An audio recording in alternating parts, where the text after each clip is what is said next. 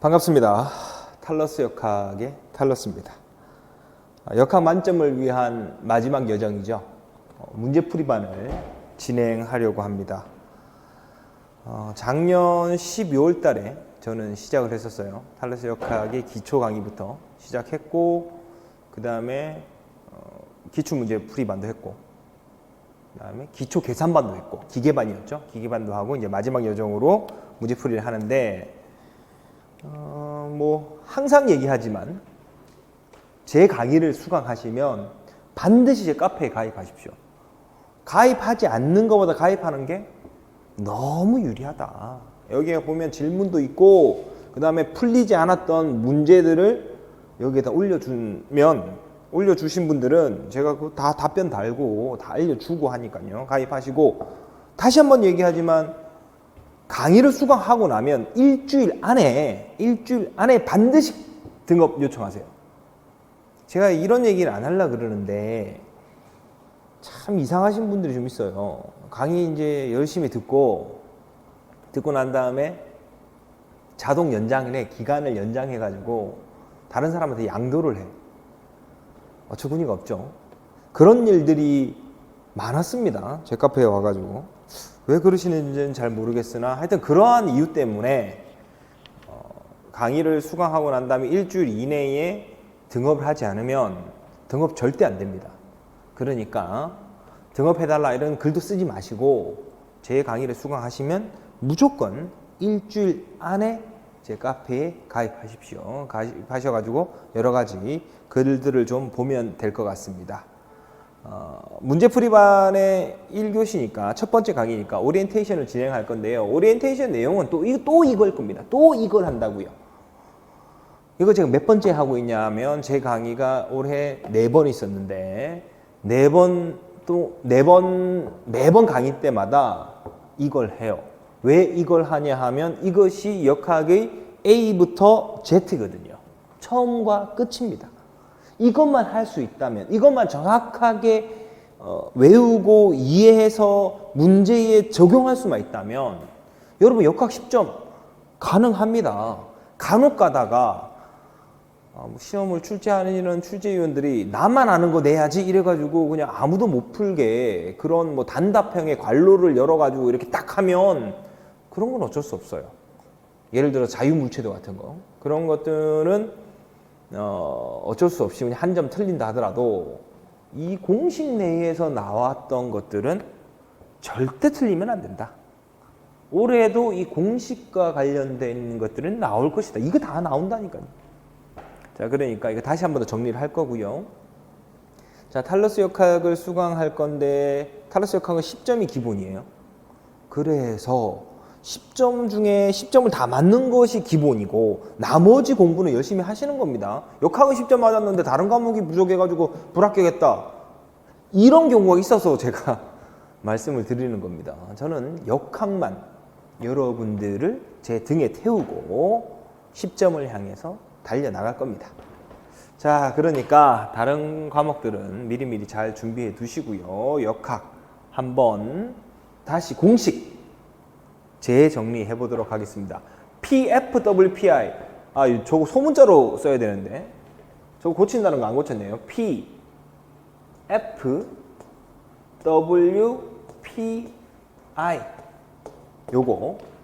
요겁니다. 여기 소문자 P예요. 그러면 이것이 뭐냐 봅시다. 소문자 P는 운동량이죠. PHWPI. 이것이 전부 다 기호죠. 기호니까 역학에서 기호인데 이걸 갖다가 뭐 P는 운동량이다 이런 건 당연히 알아야 되는 거예요. P는 뭐다? MV죠. H는 여기서 왜 H로 쓰는지 참 큰일 날 뻔했습니다. PFWPI 이렇게 써야죠. F는 MA, 워크 1은 FD, 힘 곱하기 변이, 대문자 P는 파워, FV, 힘과 속도의 곱이죠. 근데 이것을 이렇게도 표현할 수 있죠. 2를 뭘로 나눠? 시간으로 나눠도 같은 겁니다. 네, 같은 거. 자, 그 다음에 I는 뭐죠? I는 충격량. 충격량은 힘 곱하기 시간인데 이거만큼 많이 나오는 게 뭐다? M의 VF-V0 이런 식으로. 운동량의 변화는 뭐다? 충격량이고 충격량은 힘과 시간의 곱으로 나타난다. 이거. 이게 뭐다? 이게 손운동 공식 5개. 자, 여기서 일이 요즘에 시험에서 간혹가다 출제될 것 같은데 느낌이 있어요. 이게 일은 항상 나오고 하니까. 근데 이게 수평 운동의 일과 수평의 일과 수직의 일의 차이가 있다. 이거는 꼭 기억하셔야 돼요. 이게 되게 중요합니다. 수평에서 일은 말 그대로 힘 곱하기 변이에요. 그런데 수직에서 일은 힘 곱하기 변이가 아니라 mgh더라. 무게가 얼마만큼 높이로 변했느냐. 이것이 수직 운동의 일이에요. 수직으로 운동을 하는데 예를 들어서 어떤 물체가 있어. 이런 물체가 1kg짜리 물체야. 근데 이 1kg짜리 물체를 내가 1000N의 힘으로 1m 들어 올렸어. 1m 들어 올렸다. 이게 1000줄입니까? 아니라는 거예요. 이거 이렇게 해서 착각하시면 큰일 납니다. 분명히 이렇게 문제가 나올 수도 있다. 이거 완전 페이크거든요. 네가 수직의 일을 정확하게 이해하고 있느냐를 보는 거예요. 수직 운동이라서는 강한 힘이 중요한 게 아닙니다. 이 물체의 무게가 얼마만큼의 높이로 이동했느냐가 중요한 거예요. 꼭 기억해 두시고. 올해는 요거에 관련된 게 나오면 참 좋을 텐데. 저도 적중 강사가 한번 되어 봅시다. 역학을 자꾸 누군가가 적중했다 그러는데 적중한 사람 거의 없을 것 같아요. 적중을 많이 못하는 것 같습니다. 잠깐만요. 뭐가 하나 떴어요. 자, 계속 하나 더 뜨네요. 자, 그래서 손운동 공식 5개 완벽하게 정리했습니다. 그 다음에 HTWPAI, HTWPAI 이렇게 5개 나오네요. 이건 뭐죠? 뭐의 공식? 각운동의 5개 공식입니다. 아니, 단위에 대한 얘기를 안 했는데 단위는 여러분 당연히 알고 계셔야 되는 거예요. H는 I 오메가죠.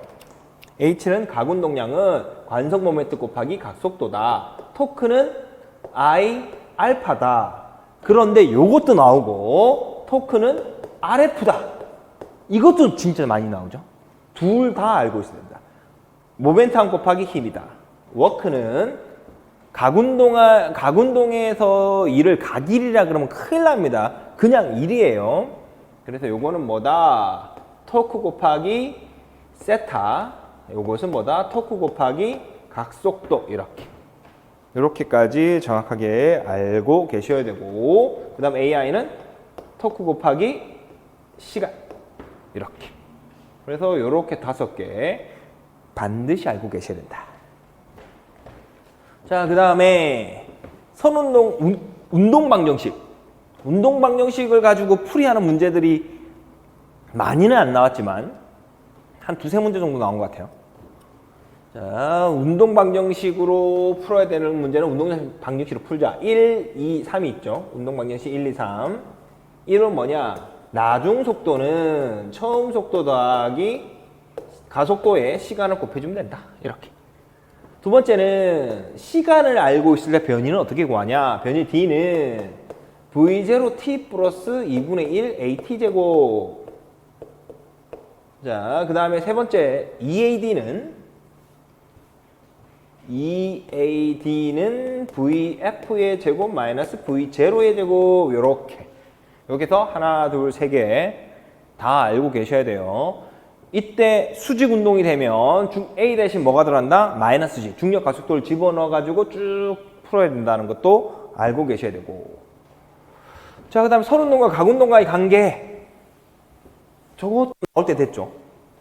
요게 2014년도인가에 그 회전 반경 이렇게 그 코너를 돌 때 그때의 그 길이 트랙 도는 거 있었죠. 거기에서 나왔던 사용되는 공식인데 자주 나옵니다. 이제 요걸 가지고 한번 계산하라는 문제가 진짜 나올 때가 된 것 같아요. 세 개가 있죠. D는 변이는 R 세타.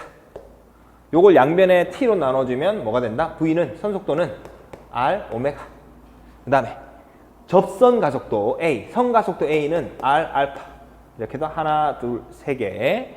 요거 한번 나왔고, 요거는 스포츠 지도사에는 뭐 자주 나오고, 올해 건강운동관리사에 나왔고, 그 다음에 뭐 여러 가지 배드민턴 뭐 이렇게 하면서 나왔었어요.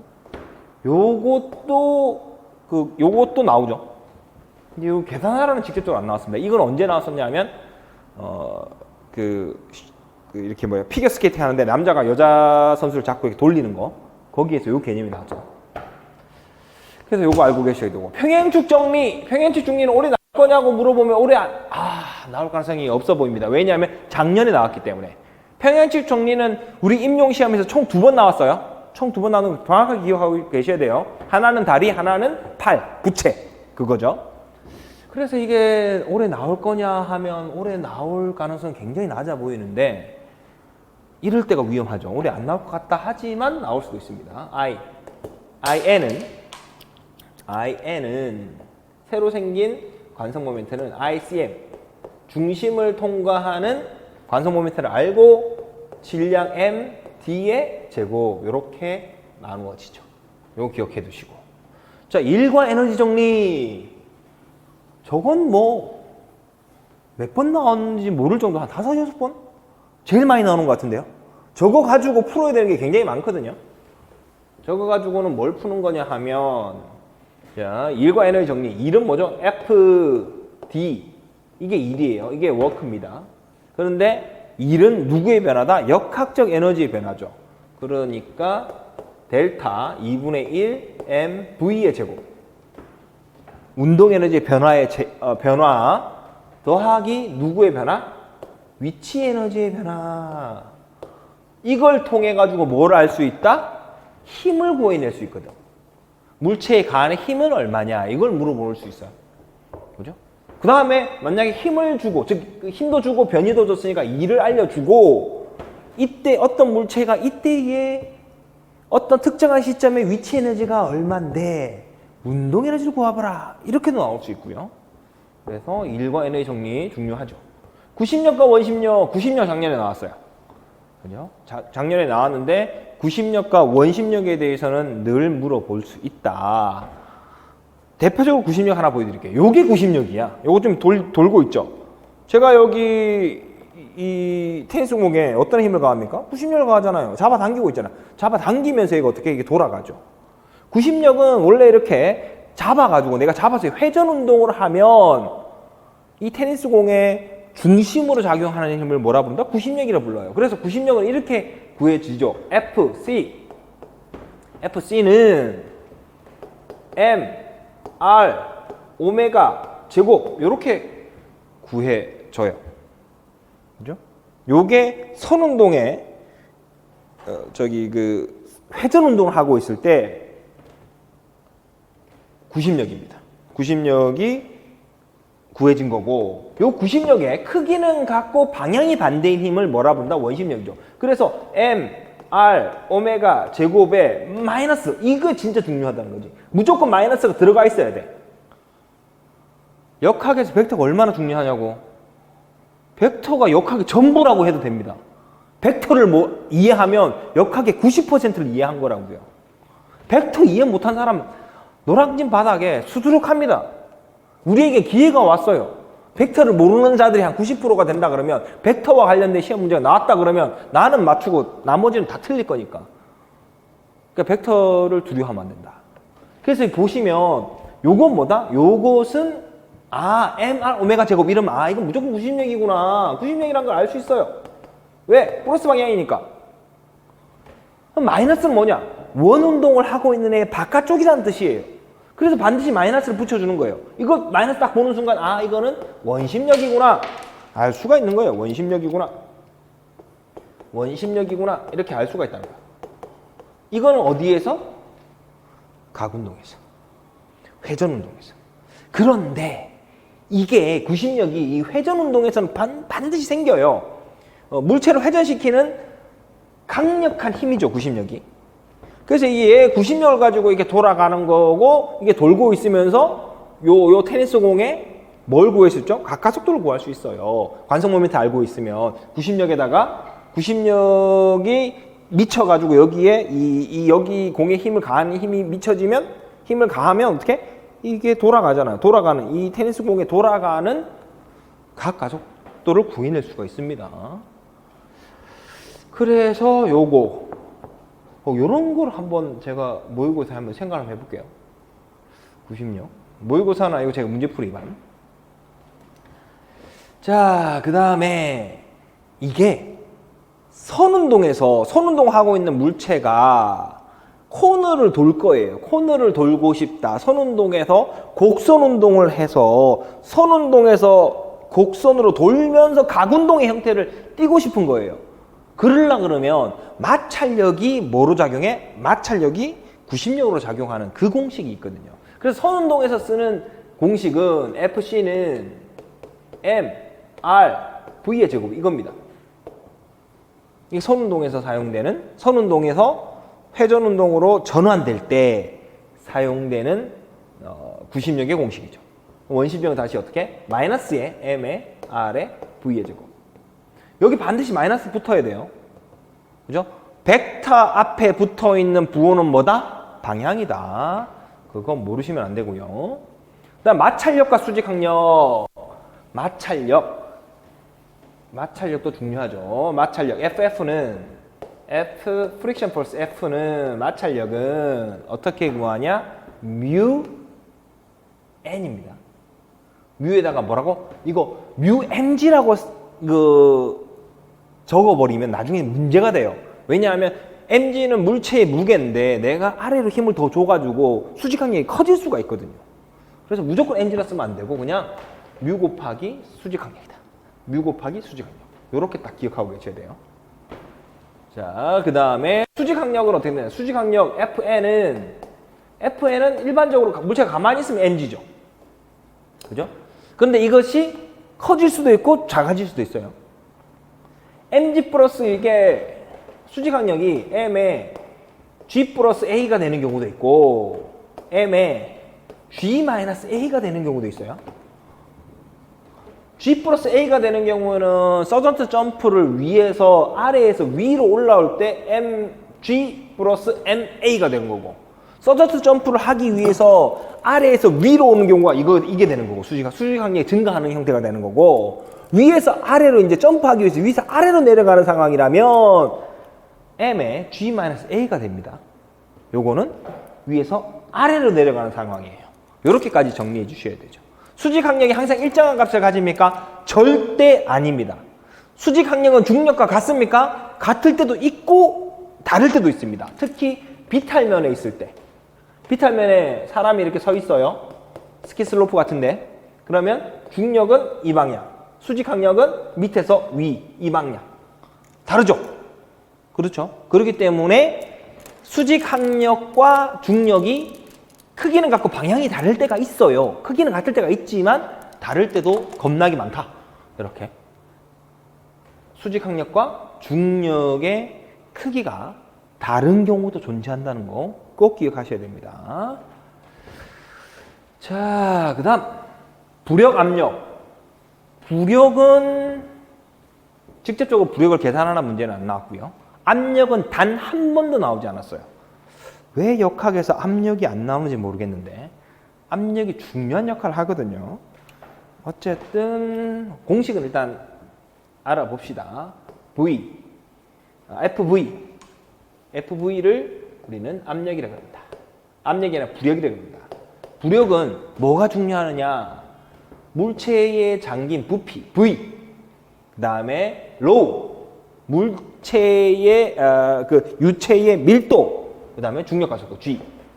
여기 중력가속 G는 마이너스 G를 넣는 게 아니라 플러스 G를 넣는 겁니다. 부력은 아래에서부터 위로 올라오기 때문에 꼭 기억해 두셔야 한다. 그 다음에 그래서 부력에 영향을 미치는 요소 생각해 봅시다. 부력에 영향을 미치는 요소는 뭐다? 유체의 밀도. 중력가속도는 일정할 거니까. 요거는 이제 고정되어 있을 거고, 유체의 밀도와 물에 잠긴 부피. 그래서 수영할 때 몸을 부력을 많이 받으면 어떻게 돼요? 무력을 난 많이 받고 싶어요. 그러면 물속에 몸을 확 많이 잠궈라. 물속에 머리를 들어. 물속에서 머리를 들어 올리면 어떻게 된다? 부력이 줄어든다. 머리를 확 집어넣으면 어떻게? 에이, 평영할 건데 평영하시잖아요. 평영할 때 쑥 당겼을 때 물 밖으로 머리가 나오면 부력이 줄었다가 다시 물 밑으로 머리를 쑥 넣으면 부력이 증가했다가 저병 이런 것들 전부 다 부력이 커졌다 줄었다 하면서 버터플라이처럼 이렇게 수영해 나가는 거잖아요. 그죠? 체육쌤들은 나중에 임용 합격하고 나면 운동을 잘해야지. 운동 우리 전공인데. 그죠? 그렇기 때문에 그 수영도 할 줄 알 거라고 보고 수영, 농구, 축구, 배드민턴, 테니스 뭐 이런 거 다 이런 게 전부 다 역학적 원리가 들어가는 거예요. 그래서 이것들은 이제 여러분들이 수영 연습하면서 직접 한번 느껴보세요. 그 다음에 압력을 누르는 힘이죠. F 압력을 P로 표시합니다. 프레스 포스. FP는 힘에다가 뭐로 나눠? 면적 A로 나누는 거죠. 그래서 이게 단위가 어떻게 되냐면 뉴턴 퍼 메타 제곱이에요. 단위 면적당 누르는 힘. 이것이 압력의 정의입니다. 그 다음에 이제 항력과 양력 남았네요. 항력은 뭐냐? 항력은 물체가 공중에서 떠서 나갈 때 방해하는 힘이죠. FD는 2분의 1의 CD의 로우의 AV 제곱이고 FL은 양력은 2분의 1의 CD의 로우의 CL의 로우의 AV 제곱입니다. 이것들을 전체다가 뭐다? 항력에 영향을 미치는 요인들이죠. 항력에 영향을 미치는 요인, 항력 계수. 그 다음에 유체의 밀도, 유체 단면적, 유체 속을 이동하는 물체의 상대 속도의 제곱. 이것이 항력에 영향을 미친다. 항력에 진짜 강력하게 영향을 미치는 애는 누구냐 하면 유체 속을 이동하는 물체의 상대 속도죠. 왜냐? 제곱에 비례하니까. 요것은 이제 양력 계수, 밀도, 단면적, 그 다음에 상대 속도. 이것이 양력이다. 시험에 자주 나옵니다. 이 두 개념은. 그 다음 탄성력은 F는 마이너스 KX. 이 마이너스가 중요해. 저 마이너스는 뭐다? 늘어난 것에 반대로 작용한다는 거예요. 자, 이렇게 스프링이 있어요. 이렇게 느렸어. 이만큼 느렸어. 그러면 탄성력은 어떻게 작용한다고? 반대로 작용한다는 걸 표현한 거예요. 요게 핵심이다. 마이너스 KX 이렇게 되는 거예요. 자, 그 다음 반발계수, 보공계수까지 하면 역학 공식은 끝날 것 같은데요.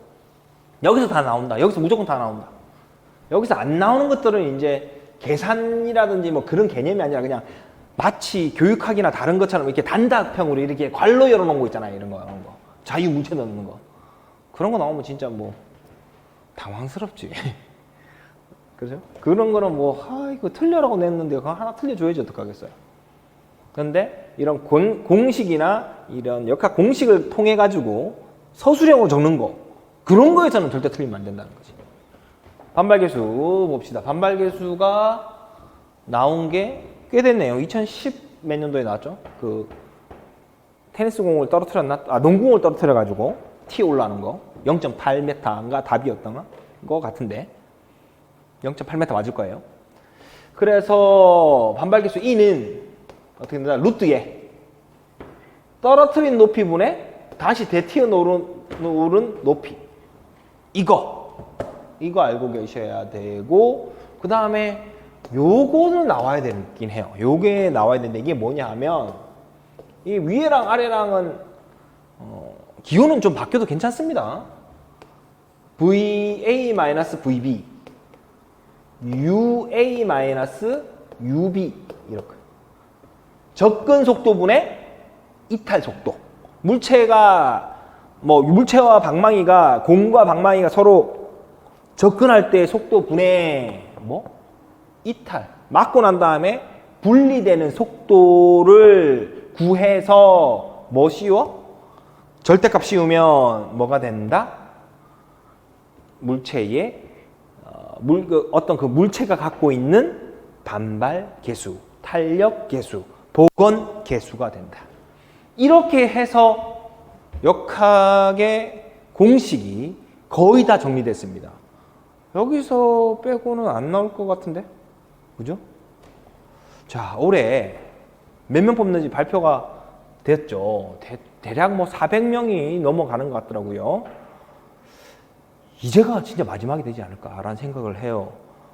저도 자녀가 있고, 저도 이제 뭐 테니스 치면서 다른 분들 뭐 이렇게 교류도 하고, 저희 와이프의 직장 동료들도 보면 결혼을 한 사람보다 요즘 결혼을 안 한 사람이 훨씬 많더라고요. 진짜 그렇더라고요. 예전에는 결혼을 안 하면 뭔가 좀 이상해. 결혼한 게 당연하다 생각했는데 지금은 어디 뭐 모임이나 골프라든지 테니스 모임 가서 이렇게 사람들 만나면 당연히 결혼 안 했겠지라는 생각을 먼저 해요. 저는 실제 그렇게 혹시 뭐 물어보면 결혼 안 하신 분들이 훨씬 많죠. 저희가 활동하고 있는 테니스 동호회에서도 지금 회원이 100명이 넘어가는데 결혼하신 분이 한 40%? 40몇 명 정도밖에 안 돼요.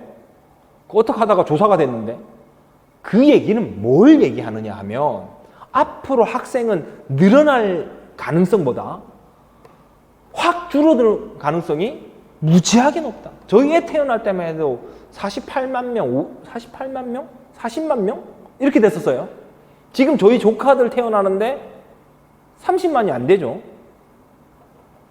제가 지금 뭘 얘기하는 거예요? 올해가 마지막일 줄 몰라. 그러니까 이제 남은 기간 동안 역학만큼은 10점이다. 다른 과목들은 다른 선생님이 알아서 다 해줄 거라고 생각하고 있습니다. 완벽하게. 그래서 역학은 올해가 진짜 마지막일지도 모르는 이 엄청난 TO지 않습니까? 여기에서 반드시 합격해라. 그리고 TO가 줄어들면 탈러스보다 역학 잘하는 사람이 세 벌렸다는 거 여러분 알고 계셔야 돼요. 요즘에 역학 잘하는 사람이 너무 많아. 내가 맞아 카페에서 깜짝깜짝 놀란다니까. 내가 생각지도 못했던 걸 막 사람들이 얘기를 하는 거예요. 그러고 보면 야, 이분들이 왜 내 수업을 듣지? 라는 생각을 할 정도로 역학 고수들이 많이 늘어났어요. 그 다음에 카페에 보면 모의고사 문제가 잘못됐다고 해서 계속 글을 올리시는 분들이 있습니다. 놀랍습니다. 이런 것들을 잘못됐다고 생각할 수 있구나. 작년과 재작년과는 완전 달라졌어요. 작년, 재작년만 하더라도 이게 맞아, 틀려, 그냥 비판적 사고 없이 그냥 받아들이는데 올해 같은 경우에는 제 문제가 잘못돼도 많은 지적을 하십니다. 그 다음에 다른 모고들, 심지어는 어떤 수강생은 학부생인데 중간고사, 기말고사가 문제가 이상하대. 그래서 저한테 메일 보냅니다. 이거 중간고사, 기말고사 이상하다고. 그 답 좀 풀어달라고. 풀어줍니다. 그럼 지도교사한테, 그 역학교사한테 가서 따지겠다는 거야. 열심히 따지라 그랬어. 내가 볼 때는 이렇게는 중간고사 문제 잘못된 것 같다. 그러니까 제 카페에 와가지고 이제 여러 가지 문제들 다 답변 올려주시고요. 하나 공지를 드리자면, 지금 제가 제작된 문제가 53, 54 정도, 50문제 조금 넘어요. 50문제 정도를 한 4주간에 걸쳐가지고 풀어볼 거고, 물론 그거 앞에 뭐 할 거냐 하면 요거 바로 끝나고 난 다음에 요거 할 거예요. 건강운동관리사 올해죠. 올해 2022년도가 됐는데 왜 21년도라고 그랬지? 2022년도 건강운동관리사 요 문제들에 대해서도 풀어볼 게 있거든요. 요거 풀고 50문제 정도, 50문제 정도를 일단 4주간 풀 거고, 4주간 풀어보고 그게 끝이 아닙니다. 그 다음에 재작년, 작년에 문제풀이반을 진행하면서 야, 이거 괜찮았던 것 같아. 요거를 풀어봤더니 실전에서 점수를 맞는데 큰 도움이 됐었어 했던 문제들이 있거든요. 수강생들이 이 문제 너무 좋았다고. 적중은 안 했어요. 근데 풀이하는 사고 과정이 비슷했다고 하면서 이 문제는 후배들을 위해서 다시 좀 풀어주세요. 이렇게 추천을 했던 문제들이 있습니다. 그런 문제들을 조금 더 엄선해서 2차의 2부 때, 문제풀이반 2차 때 또 할 거고, 그 다음에 작년에는 하려다가 못했는데 시간이 좀 부족해서 못했었어요. 이게 뭐 갑자기 10월 달이 다 돼가는데 그때 이제 여러 수강생들이 이 모의고사 문제든 뭐 어떤 뭐 또 돌아다니는 문제들이 이상합니다. 그래가지고 저한테 보냈었단 말이에요. 근데 그냥 그건 안 하고 그냥 넘어갔는데 올해는 꼭 해줘야 될 것 같다는 생각이 들어요. 왜냐하면 그 역학의 잘못된 개념이 하나 딱 박혀버리면 이거 뭐가 하나 이거 내가 생각하는 답이 너무 다른 것 같아. 그러면 다른 거 하면 공부를 못 한다는 거예요. 이거 자꾸 신경이 쓰여가지고. 그럴 거면 차라리 저한테 물어보세요. 그럼 제가 해결할게요. 뭐 또 저작권 이런 거 저 하나도 안 두려워요. 하세요. 저작권인지 뭐 이문제 딱 봤더니 그 저작권이 걸리는 것 같아. 해. 저작권이 걱정되면 언제든지 소송 환영. 지금 준비하고 있어요. 저는 소송.